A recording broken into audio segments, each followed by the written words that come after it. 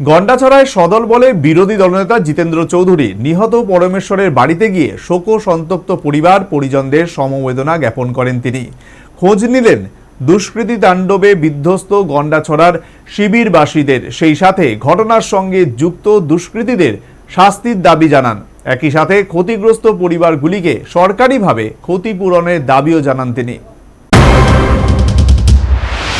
দুষ্কৃতী তাণ্ডবে বিধ্বস্ত গন্ডাছড়ায় অবশেষে বৃহস্পতিবার পৌঁছলেন বিরোধী দলনেতা জিতেন্দ্র চৌধুরীর নেতৃত্বে বাম বিধায়ক সহ বাম নেতাদের এক প্রতিনিধি দল। এই প্রতিনিধি দলে বিরোধী দলনেতা জিতেন্দ্র চৌধুরী ছাড়াও বিধায়ক নয়ন সরকার, সুদীপ সরকার সহ প্রাক্তন মন্ত্রী সুধন দাস, নরেশ জমাতিয়া, সাথে ছিলেন বাম নেতা ললিত মোহন ত্রিপুরা এবং নকুল দাস। বিরোধী দলনেতা তথা বাম নেতৃত্ব জিতেন্দ্র চৌধুরীর নেতৃত্বে প্রতিনিধি দলটি প্রথমে যান জগবন্ধু পাড়াস্থিত দুষ্কৃতী হামলায় নিহত পরমেশ্বর রিয়াংয়ের বাড়ি। শোকসন্তপ্ত পরিবার পরিজন বিরোধী দলনেতাকে দেখে কান্নায় ভেঙে পড়েন।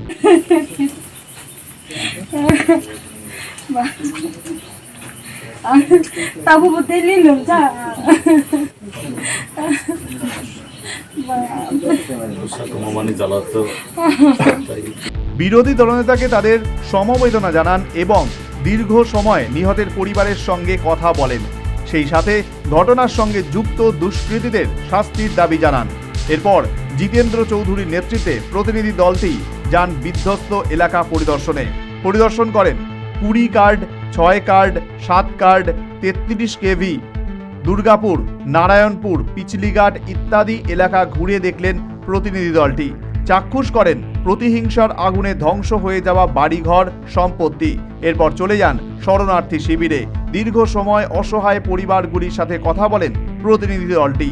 প্রতিনিধি দলকে কাছে পেয়ে কান্নায় ভেঙে পড়েন মানুষজন। প্রশাসনের বিরুদ্ধে তাদের ক্ষোভ উগরে দেন।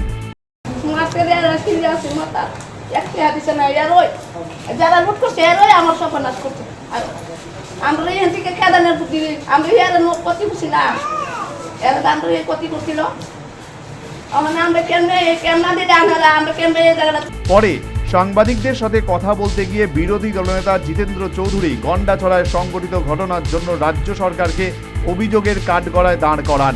সেই সাথে দুষ্কৃতিকারীদের তাণ্ডবে ক্ষতিগ্রস্ত পরিবারগুলিকে সরকারি ক্ষতিপূরণের দাবি জানান।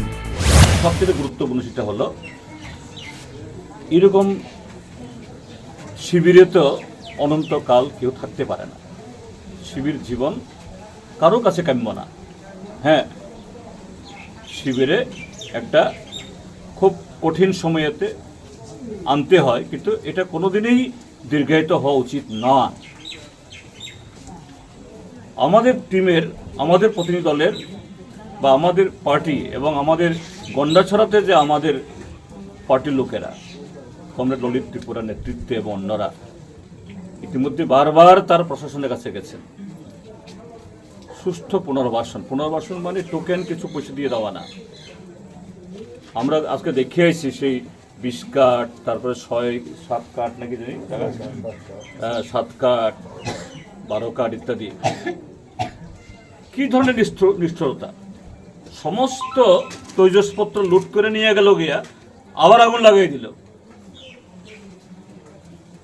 ওই হিটলাররা এটা করতো, এই কাজটা এখন হয়েছে এখানে।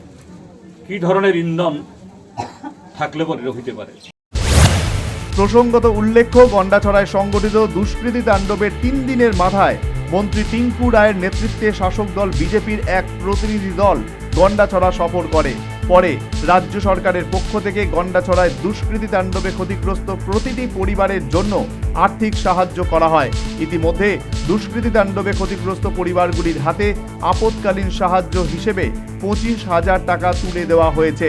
তবে এই আপৎকালীন সাহায্য দুষ্কৃতী তাণ্ডবে ক্ষতিগ্রস্ত সিংহভাগ পরিবারের হাতে পৌঁছলেও একাংশ পরিবারের হাতে সেই সরকারি সাহায্যের অর্থরাশি এখনও পৌঁছয়নি বলে অভিযোগ। Bureau report, news vanguard.